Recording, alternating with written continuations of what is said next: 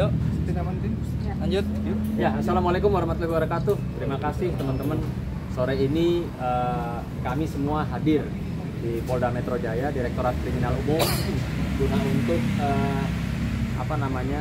diambil keterangannya terkait dengan adanya dugaan penistaan agama yang kami duga dilakukan oleh seorang pejabat di Kementerian Perhubungan dengan cara yaitu seperti yang kita lihat sama-sama, ada terlapor menginjak Al-Quran dalam rangka untuk meyakinkan kepada istrinya, Ibu Fani, bahwa dia tidak selingkuh. Namun demikian faktanya setelah dia melakukan sumpah dengan cara yang salah itu, malah ketahuan selingkuhnya ya. Dengan siapa selingkuhnya? Dengan dokter di Surabaya. Yang inisialnya? NL. NL. Nah, adapun hari ini Ustadz Dery Sulaiman hadir ke sini juga untuk dalam rangka diambil keterangannya oleh pihak kepolisian terkait dengan laporannya. Mungkin Ustadz Dery menanggapi viralnya kasus ini seperti apa sih? Ya. Yang jelas yang melakukan itu karena bodoh. Ya, orang kalau punya ilmu dikit aja bang, nggak mungkin yang ngijak Quran. Ya. Dan mungkin maaf ya, istrinya beliau pun, Fani pun merekam itu pun karena nggak tahu. Jadi kita nggak ada urusan dengan ketidaktahuan itu, karena ini masalah sama kayak orang di jalan nggak pakai helm terus nggak tahu hukum, tetap ditilang kan? Iya, tetap ditilang. Nah, jadi kita sebagai umat Islam ya, aku yang mungkin termasuk awal dikasih tahu sama Fani sama Bang Sunan, Ustadz gimana ini ada orang injak Al-Quran. Saya bilang saya nggak mau tahu urusan rumah tangga dia. Yang jelas siapapun yang menginjak Al-Quran itu adalah penistaan agama, harus kita proses sesuai hukum yang berlaku. Ya nanti biar dia selesaikan di pengadilan aja. Saya rasa begitu ya. Jadi kita saya berlaku di sini nggak berpihak siapapun ya. Saya nggak kenal juga dengan suami yang Fani, juga nggak tahu dia siapa. Ya dia Muslim dari kecil apa mualaf? Muslim dari kecil. Ya.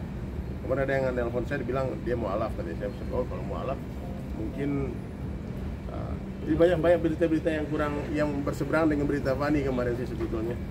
Maka saya telepon Bang Sunan, aku dihubungi nih sama kuasa hukumnya yang injak Al-Quran.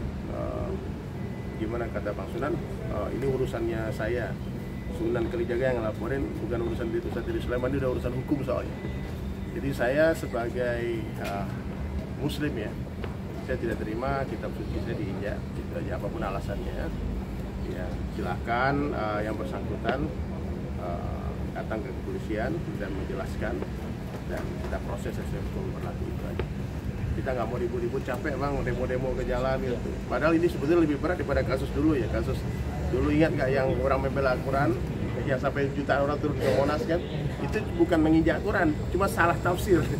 Salah tafsir kan, akhirnya itu pun jadi masalah. Jadi Al-Quran ini kitab suci, Al-Quran adalah kalamullah, perkataan ya Allah. Jadi tidak ada alasan untuk menginjak, tidak ada alasan untuk dengan alasan tidak tahu itu bodoh banget segala macam. Nah sementara kan izin Ustadz ya, sementara sepengetahuan kami beliau adalah seorang pejabat, yang dimana pejabat Sumpah, untuk diangkat jabatannya pakai sumpah jabatan, yaitu kan dengan Al-Quran di atas kepala. Artinya kalau saya rasa nggak mungkin nggak tahu Ustaz. Ya, nggak mungkin bodoh. Jadi gini, adab terhadap Al-Quran ya. Saya udah keliling banyak negara loh. Kalau kita lihat di India, Pakistan, Bangladesh, itu Al-Quran di masjid itu diletakkan di atas kepala, raknya di atas kepala.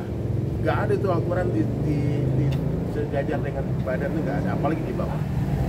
Termasuk yang baca-baca Al-Quran, yang meletakkan Al-Quran di lantai itu sebuah usul adab kepada Al-Quran, mesti dipangku, dipegang. Tapi apakah benar bahwasanya udah dicopot jabatannya? Kalau di sosial media bahwasanya si ininya dicopot jabatannya, benar nggak? Iya, Dia udah dicopot? sudah dinonjok. Oh, dinonjolkan. Aktifkan. Pak Ustadz ini bisa dibilang, maaf ini tanya, saya bilang kafir kan macam-macam kafir ini saya juga Saya nggak berani kafirkan orang bang, karena aku tengok ya, aku tengok dia baca menginjak Al-Quran dengan Bismillah, kan aneh kan di videonya tuh. Ada tonton videonya belum? Dia bilang maaf ya Allah, Bismillah, aku injak Al-Quran. Apa sih aneh gitu loh. Jadi apapun alasannya, Ya kecuali dia dalam keadaan mabuk ya, dia nggak hilang kesadarannya. Nah, dia waktu itu kejadian apa? Dalam keadaan Waktu sadar itu kan? dalam keadaan apa dia melakukan itu? Sadar, habis sholat, kami habis sholat. Oh, kalian sholat jamaah? Nggak berjamaah sih, tapi kami habis sholat. Oh. Jadi waktunya waktu subuh itu ya kejadiannya.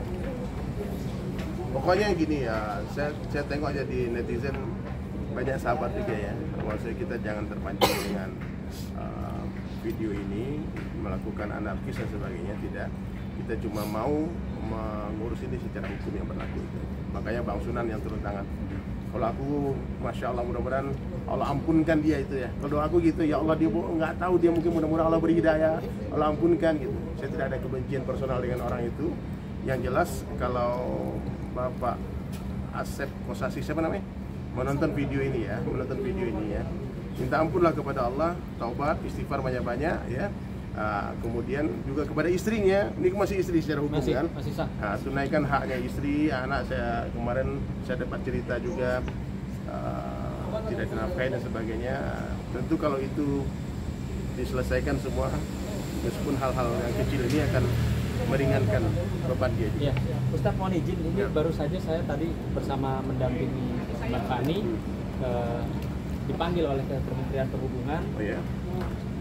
Ada satu pertanyaan yang bikin saya pribadi juga kaget. Mungkin saya ingin mengetahui secara ilmu agamanya seperti apa sih. Mbak Fani menyatakan pernah beberapa kali disuruh ya Mbak ya, disuruh untuk apa? Gugurin kandungan. Gugurin. Nah, dan itu dilakukan. Itu bagaimana? Aborsi? Ya nggak boleh. Apa alasannya? Ada alasan kesehatan kan? Apa alasan apa? Kalau alasan karena takut nggak bisa menafkahi anak dan sebagainya, tentu itu bukan orang beriman, nggak boleh. Apalagi kalau kandungan itu sudah berbentuk janin yang 4 bulan itu mau sudah Waktu itu udah berapa bulan? Yang pertama itu 3 bulan, yang kedua Udah itu jadi orang 2 itu. bulan, yang ketiga itu baru Berapa kali? 3 kali disuruh, sampai aku udah nggak bisa punya anak lagi sekarang, sampai rahimku udah diangkat. Cara agama itu gimana? Ya haram lah Bang, nggak boleh ya. Kita aborsi itu nggak boleh. Makanya alasan orang aborsi itu biasanya orang berzina Bang. Tapi ini ada istri sah disuruh gugurkan tuh aneh tuh. Ya. Nanti saya nggak habis pikir tuh. Boleh nantilah Pak Asep, banyak sekali ceritanya ya. Dijelaskan ya kalau bisa, karena ini sudah menjadi konsumsi publik ya. Buatlah video penjelasan apa tuh, kalau nanti di kepolisian lain lagi klarifikasi gitu loh. Saya Asep Kosasi gitu, bahwa saya begini, biar kami dengar gitu loh. Betul nggak Bang Sunan? Kita ini maaf ya, kita harus mendengar di kedua belah pihak juga kan. Apa persoalannya? Ya sekarang Fani diurus sama Bang Sunan. Saya yakin karena Allah, beliau ini terpancing karena Al-Quran aja. Saya jalan-jalan di telepon sama Bang Sunan, dibilang brother, dan beliau hati-hati banget. Dibilang ini ada orang yang Al-Quran gimana nih? Saya bilang coba tengok dulu videonya. Dia bilang nggak bisa. Nggak bisa. Pokoknya apapun alasannya tidak bisa diterima. Siapapun yang menghina akan Al-Quran, menginjak Al-Quran. Niat di dalam hati kita nggak tahu ya. Tapi yang jelas apa yang sudah dibuat dan dia sudah direkam dan dia tahu itu direkam. Ya, kalau dia merasa bersalah mesti disuruh hapus kok. Kalau mau sendirian, kali mau ngapain itu urusan kalian. Tapi kalau sudah jadi konsumsi publik, tentu akan kesalahan terang-terangan harus dijelaskan secara terang-terangan. Tegur juga dengan terang-terangan. Kesalahan sembunyi-sembunyi setiap kita nasihatin gitu. Itu adabnya begitu. Nah, sekarang kita lihat Fani di sini ya, saya kasihan juga sebetulnya mendengar cerita dari Bang Sunan. Dia nggak ada buat makan pun nggak ada, dikasih berbulan-bulan ya. Ini apa nih ya? Tadi kita disampaikan juga di ya, kasihan ya. Sementara suami beliau kan bukan sembarang orang, kepala otoritas bandara, nggak mungkin nggak punya duit gitu. Adalah duitnya, maksudnya untuk menafkahi satu istri kan. Apa berapa istri? Satu aja, banyak nggak tahu. Mungkin banyak istri kita nggak tahu ya. Jadi yang jelas banyak sekali cerita yang harus dibenahi kesalahan yang dibuat oleh Pak Asep Kosasi ini. Ya, yang penting kan masih istri juga ya, secara negara ya. Secara agama udah ditalak belum? Udah lewat orang. Talak lewat orang maksudnya gimana? Jadi Pak Asep talak saya lewat pembantu. Bukan saya. langsung ke kamu? Enggak, dia lewat SMS ke pembantu saya. Dia bilang apa? Dia bilang udah nggak mau sama sama saya lagi. Sampaikan ke Fani aku talak dia Iya, gitu. iya. Itu gimana? Jatuh talak bang. Laki-laki Jatuh, deh, ya? jatuh. Jadi gini loh. Walaupun nggak secara langsung. Meskipun nggak ada orangnya, mama antum ini bicara-bicara di sini, mama, aku nih duda loh, aku nih nggak punya istri, bahaya loh niat tuh kayak gitu. Karena talak ini bercandanya jatuh bang, guyonnya jatuh nih. Ya Allah cantik kali kamu sayangku, talak juga jatuh. Gak boleh bermain-main yang kata-kata talak. Nah, udah berapa kali begitu, Fani? Talak baru sekali. Baru sekali. Talak satu, masih bisa rujuk. Ya kalau kalian bisa rujuk, kita bukan syaitan iblis yang suka melihat orang bercerai ya. Kita pengen kalian nih Pak Asep Kosasi dengar baik-baik ya. Saya dengan Bang Sunan, kita sama-sama orang Islam, kita bersaudara, kita tidak ada kebencian kepada Bapak. Ya, Bapak tolong selesaikan urusan kecil rumah tangga kalian sendiri nih ya. Jangan sampai istri ya yang hari ini sedang memerlukan support finansial jadi susah. Kalau urusan Al-Quran udah ada di polisi, jadi silakan diurus apapun keputusan pengadilan. Kita ke Bang Ferry. Oke.